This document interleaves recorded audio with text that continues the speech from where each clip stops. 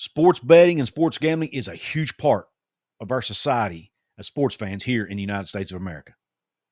Is there a way for the West Virginia Mountaineers to tap into that? And is there a way for it to help shape their future and help them compete at a higher level in college sports? We're going to talk about that today in this episode of Couz's Corner. So if you'll stick around, I'll explain. And we'll have that conversation right after this word from one of my channel sponsors. Since 1931, the attorneys at Katz, Cantor, Stone Street, and Buckner have been the voice for victims who have suffered serious injury or death.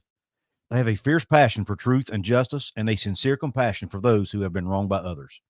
Whether you have been in a car accident or fighting with an insurance company, or you or a loved one has suffered serious injury or death due to medical negligence, we will ensure your voice is heard loud and clear.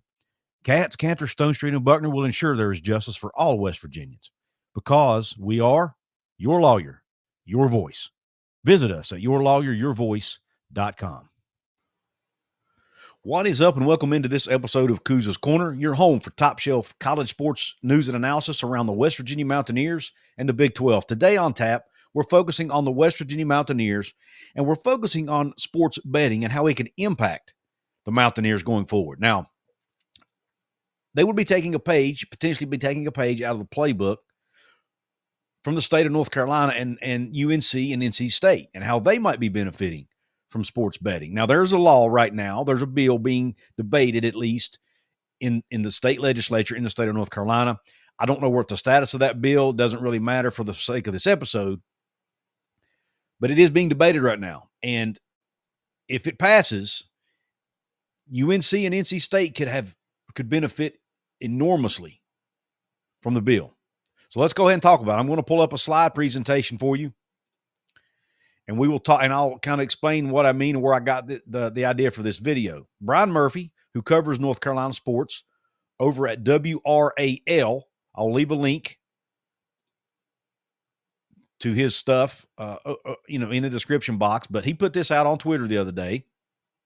It says, "Don't take it from me. Legislative estimate with changes to tax rate and distribution is that UNC and NC State will get $24.4 million from sports wagering revenue in fiscal year 25-26 and $31.5 million in fiscal year 26 and 27.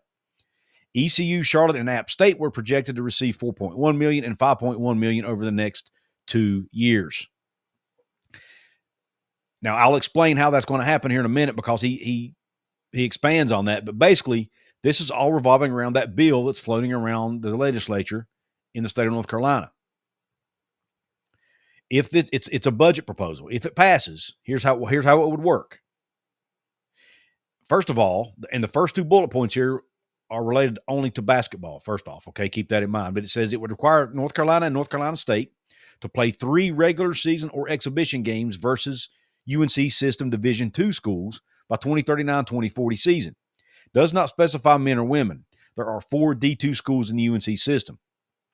Bullet point number 2 says it would require the North Carolina and North Carolina State men and women to play 2 regular season games, including 1 away, against all UNC Division I schools. Basically, they would have to play at least 2 games a year, with one of those being on the road against App State, Charlotte, ECU, or others by the year 2039-2040. There are 9 D1 schools in the UNC system outside of North Carolina State. There are 11 total. Here's where the money part comes into play. It says they will double the tax on sports betting operators from 18% to 36% in the state of North Carolina. So companies like FanDuel, DraftKings, and others who operate in the state of North Carolina and who operate sports betting systems or operations in the state would go from paying 18% tax on their revenue to a 36% tax on their revenue. That's the way I interpret this. It says the House Republican says the proposal has not been discussed yet on its side. It goes on to say the change in distribution of tax revenue from sports betting to give more money to UNC system schools at different tiers and add UNC and NC State to the distribution for the first time. UNC and NC State could see more than $55 million over the next 2 fiscal years. That's each, folks. He went on to expand on this in a tweet, followed this up in a reply, and said it's each. They could get $24.5 million each in the first year, $31.5 million each in year 2. Folks, that is on top of their TV revenue and other revenue streams. That would be massive. It says other FBS programs in the state could see about $10 million over the next 2 fiscal years. So Marshall could benefit from this as well if West Virginia did something similar. It says the North Carolina House will next consider budget and likely write its own version. Both chambers are controlled by Republicans, but don't always agree on budgets and budget provisions. Now, FanDuel and DraftKings are vehemently opposing this bill for obvious reasons. They don't want to double their tax. It's going to cut into their revenue. So they've already come out. They've put out, links where fans, bettors can go online and send messages to their legislators asking them to bet against this bill, to not approve it, all this. So obviously those companies are not for this. They're trying to fight it tooth and nail. They're trying to get their customers to fight it tooth and nail and put pressure on the legislators to not pass it. Whether it's going to work or not, I don't know. If you're someone who knows about this bill and you know where it stands today, let me know in the comments, because I honestly have no idea. But how would this apply to West Virginia? Well, just like North Carolina, West Virginia could let all or a portion of the tax revenue generated from sports betting go to West Virginia University and Marshall Athletics. And just like North Carolina, you could give West Virginia a larger percentage of the revenue. Because, for those of you probably watching this know that sports betting is also legal in West Virginia, has been since around 2019, I think is when it was implemented. So West Virginia does legalize sports betting. You can increase the tax rate on the sports betting. Right now, the tax rate to operators, I think, is around 16%. In West Virginia, it's either 10 or 16. I haven't been able to really get clarification on that based on my research. But I do have a total number coming up for you that I pulled from the internet, from the Tax Foundation website. But this could also, if you do this in a similar way that the state of North Carolina is doing it, this could also make Tony Gibson at Marshall happy and other coaches at Marshall happy, because you could say, hey, the only way we give you this money is if you two schools play each other or play other, maybe make them play Division II schools in Olympic sports or whatever. There are ways you can help other schools in the state with this bill, just like the state of North Carolina is doing. I'm not sure if I'd be crazy about that, but it is something that they could consider. Make it a requirement for them to get their money. They better play each other in football and men's basketball, maybe even women's basketball and other sports. Now, as a West Virginia fan, I think if I'm West Virginia, the only way I'm doing this is if it's a 2-for-1 deal and 2 of those games are in Morgantown. That being said, though, if the money you get from the revenue from the sports betting is enough to do a home and home, then I guess you could go for it. But again, I'd prefer it be a 2-for-1 deal as a West Virginia fan. But let's keep rolling. In the fiscal year 2023, according to the Tax Foundation, the state of West Virginia earned just under $5.3 million in tax revenue from sports betting. Now, I don't know if that's all in from both the bettors and the operators, or if it's one or the other. It did not specify. But nonetheless, the only number I could find was $5.3 million in tax revenue in the fiscal year 2023. Now, using that as our basis, if you double that, like the state of North Carolina is doing, it gets you up to, I don't think it would be a true, if you double it from 10% to 20%, it's not going to give you a true doubling of the revenues. So I just used a round number of 10 million, because a lot of people, sports bettors may pull out. If you double the tax on sports bettors, they may not bet as much. So it wouldn't be a true apples to apples doubling, right, of your revenue potentially.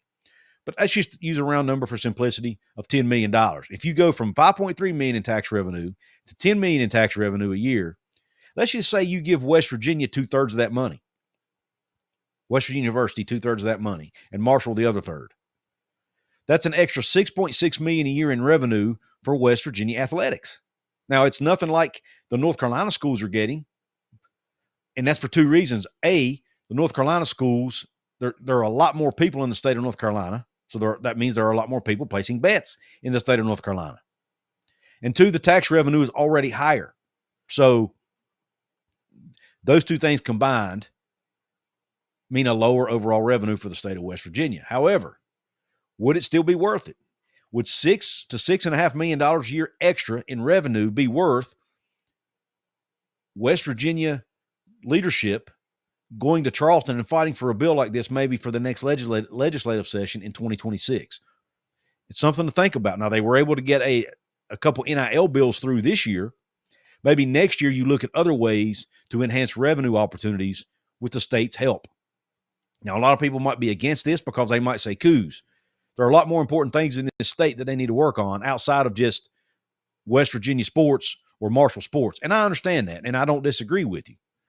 But I also will say and counter your argument by saying West Virginia University sports are really important to the economy for the state of West Virginia. And I would say the same about Marshall sports. So Marshall might even be interested in doing the same thing. And if there's some way you can benefit the smaller schools in the state too, the Division II schools like Fairmont State, Glenville State, Concord, Bluefield State, whoever, if there are ways you can benefit those schools as well, then maybe you look into it. I don't know. It'll be interesting. But I want to hear your thoughts on this. Would you like to see the state of West Virginia implement some sort of diversion, I guess you could call it, of the tax revenue from sports betting to West Virginia University and Marshall to their athletic departments?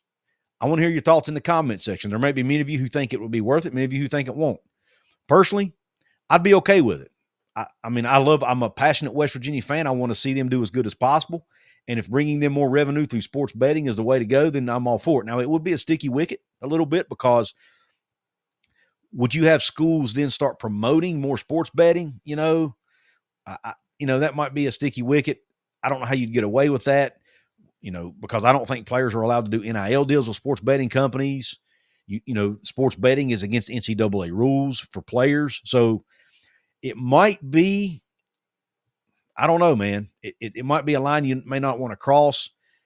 Would that risk be worth another $5 to $6 million in revenue? I don't know. But it's an interesting conversation to have, in my opinion.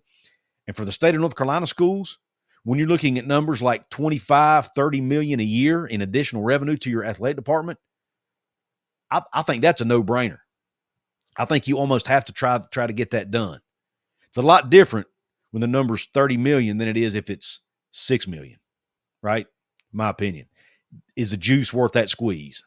I'm not so sure. The more I think about it, the more I talk about it, I'm not so sure it is. I'm not sure the risk is worth the reward in that case. But what do you think? Let me know in the comments. I want to give a quick shout out to my VIP channel members of this episode, my paid VIP channel members of this episode. If you want to be a paid VIP member, hit the join button below or hit it over on my channel homepage beside my profile photo or the link in the description box. But right now, the shout outs go to Daniel Gigax, TS, S. Michael DeHart, Lonnie J, and Earl Carr. Thank you all for your paid memberships and for supporting what I do here on the channel. If you want to support me for free, you can do that too. Hit the thumbs up button on this video. It helps get the video pumped out to more people, helps the YouTube algorithm. Subscribe to the channel if you haven't yet. Put your notifications on so you'll be notified of future shows. You can also check out the video right here in the corner of your screen. YouTube says you'll like it. Or check out this video covering West Virginia Mountaineer hoops. You might like it too. A lot of stuff going on in the transfer portal with Mountaineer hoops. So check it out. Hope the rest of your day's top shelf. If you celebrate Easter, have a great Easter weekend. God bless. Q Country Roads.